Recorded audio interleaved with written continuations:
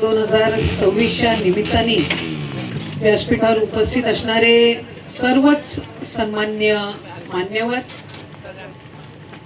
या ठिकाणी जमलेले आलेले सर्व खेळाडू, सर्व टीम्स, संघ मालक, व्यासपीठावर माझ्या समवेत उपस्थित असणारे सर्व जिल्हा परिषदेचे, पंचायत समितीचे, नगर परिषदेचे, नगर पंचायतीचे सर्व सन्मान्य लोकप्रतिनिधी, राष्ट्रवादी काँग्रेस पक्षाचे सर्व सन्मान्य पदाधिकारी, इथे जमलेले सर्व प्रेक्षक, पत्रकार बंधू आणि भगिनींनो, मी सुरुवातीलाच सर्वांच्या वतीने सभापती चषक आयोजित केल्याबद्दल जिल्हा परिषदेचे पुनर्निर्वाचित सभापती नारायणजी डामसे साहेबांच्या या ठिकाणी मनापासून अभिनंदन करते, त्यांचे आभार मानते की आम्हाला सगळ्यांनाच त्यांनी आज या ठिकाणी आमंत्रित केलं. खरं तर काही दिवसांपूर्वीच आमची भेट झाली आणि त्यांनी मला सांगितलं की ताई उद्घाटनाला आपल्याला यायचं आहे, पण नेमकं त्या दिवशी थोडी माझी तब्येत ठीक नव्हती म्हणून मला येता आलं नाही. इथे जिल्ह्याचे अध्यक्ष म्हणून या ठिकाणी या मतदारसंघामध्ये अतिशय चांगल्या पद्धतीनं आपल्या सर्वांच्या समवेत काम करणारे सुधाकर भाऊ आहेत. ते सुद्धा त्यावेळेला त्यांची एक छोटीशी सर्जरी होती, त्यामुळे तेही येऊ शकले नाहीत. पण दोघंही बरं झाल्यानंतर पहिला कुठला कार्यक्रम आम्ही घ्यायचा ठरला तर तो हा सभापती चषक होता. आणि खऱ्या अर्थानं आज आपण हा आयोजित केला. ठाणे आणि रायगडची टीम, रायगडची ठीक आहे, रायगडच्या यांना ते काय जाऊन रायगडमध्येच राहणार आहेत, पण अधिक वेळ जर लावला तर कदाचित ठाण्याची टीम परत ठाण्याला जायला निघू शकते. त्यामुळे मी अधिक वेळ याच्यामध्ये घेणार नाही.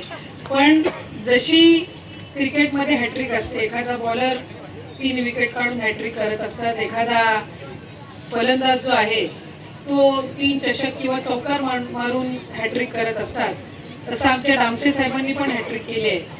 त्याचेही मी या निमित्ताने मनापासून अभिनंदन करते. आणि त्यांचं वैशिष्ट्य असं की प्रत्येक वेळेला दुसऱ्या वेगवेगळ्या जिल्हा परिषद गटातून, तिन्ही वेगवेगळ्या जिल्हा परिषद गटातून त्यांनी हॅट्रिक केलेली आहे. आणि तिसऱ्यांदा हॅट्रिक करत असताना घड्याळाच्या चिन्हावर केली, याचा मला अजून जास्त आनंद. त्यामुळे मनापासून मी त्यांना खूप खूप शुभेच्छा देते. आणि खऱ्या अर्थानं त्यांच्या या संबंध जिल्हा परिषदेच्या कार्यकाळामध्ये मी आणि सुधाकर भाऊंनी सुद्धा जिल्हा परिषदेमध्ये एकत्र काम केलं. त्यावेळेला डामसे साहेब सुद्धा जिल्हा परिषदेचे सदस्य होते, तेव्हा सुद्धा ते सभापती म्हणून त्यांनी काम केलं.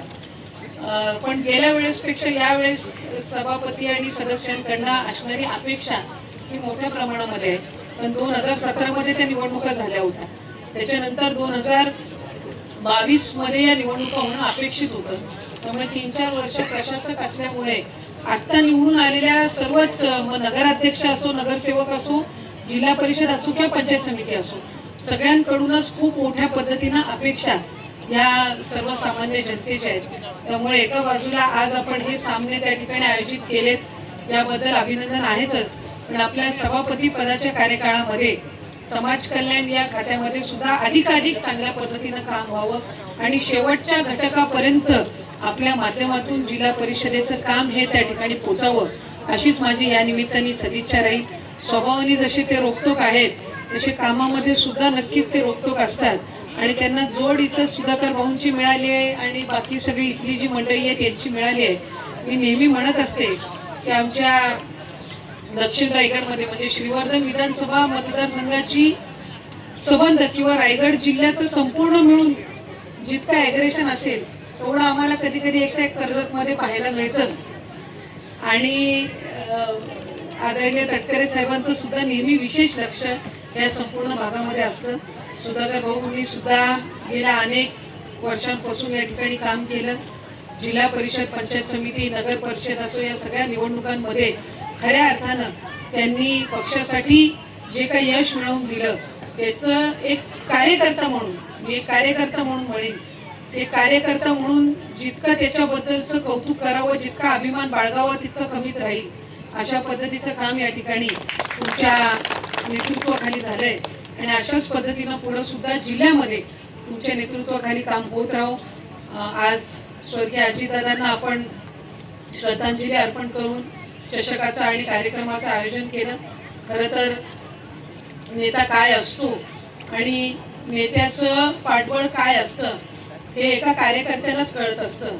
जसं एक नेता घडत असताना कार्यकर्त्याची गरज असते, तसं प्रत्येक कार्यकर्त्याला आपल्या नेत्याची सुद्धा तितक्याच पद्धतीनं गरज असते.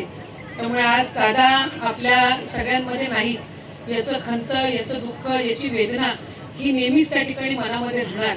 मी नेहमी कर्जतमध्ये येते आणि मला दादांचं एक वाक्य आठवतं की सर्वात चांगलं राष्ट्रवादी काँग्रेस पक्षाचं कार्यालय जर कुठे अख्ख्या राज्यामध्ये असेल तर ते माझ्या कर्जतमध्ये आहे. त्याचा आवर्जून उल्लेख दादा नेहमी करायचे.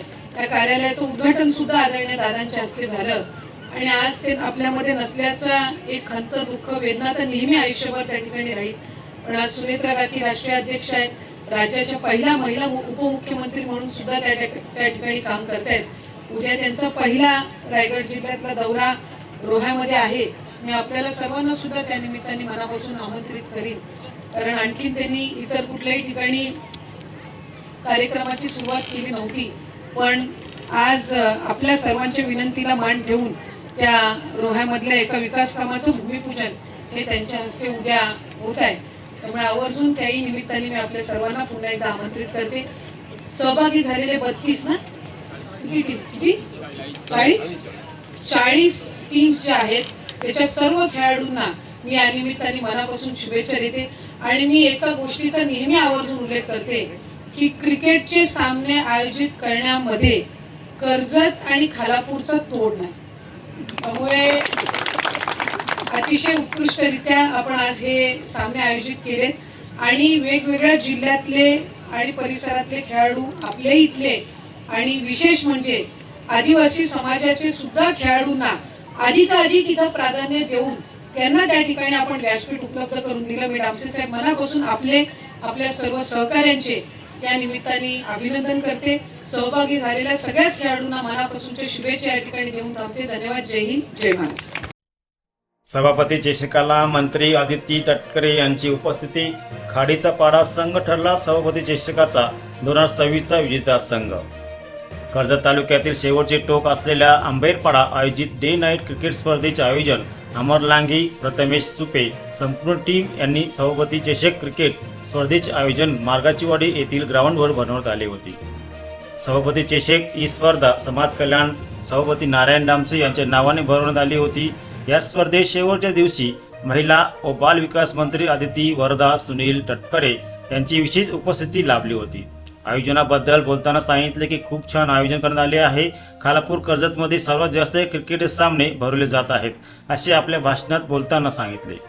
आदितीताई तटकरे यांनी आयोजकांचे आभार मानून पुढील स्पर्धकांना शुभेच्छा दिल्या.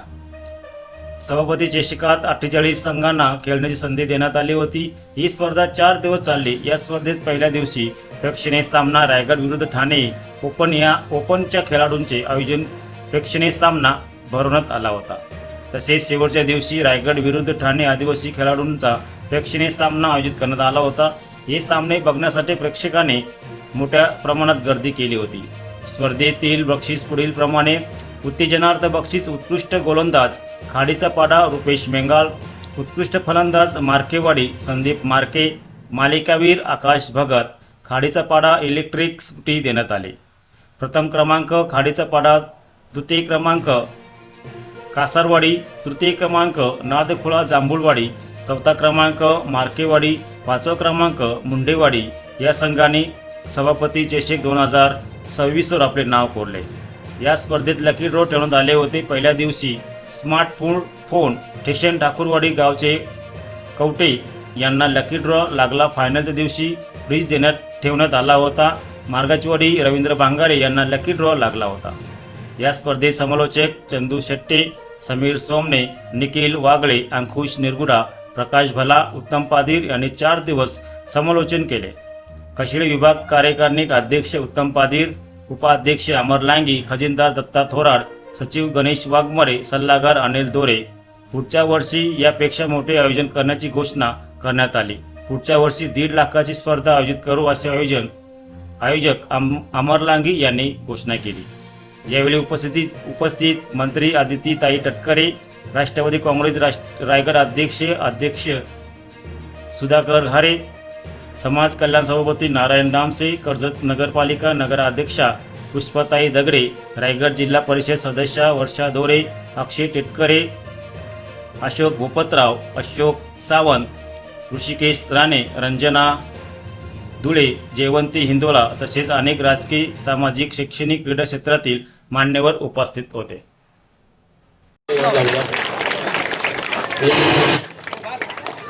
धन्यवाद. हा थोडं तोही बोलेल ना पटकन. रवींद्र, कसं वाटतंय? फ्रीज लागला, ताईंच्या शुभ हस्ते तुला फ्रीज देण्यात आला. एकदम मजेत. अमर लांगे मधून काहीतरी भेटला आम्हाला देत. अरे नारायण शेठचं नाव घ्यायचं तर अमरचं नाव घेतो.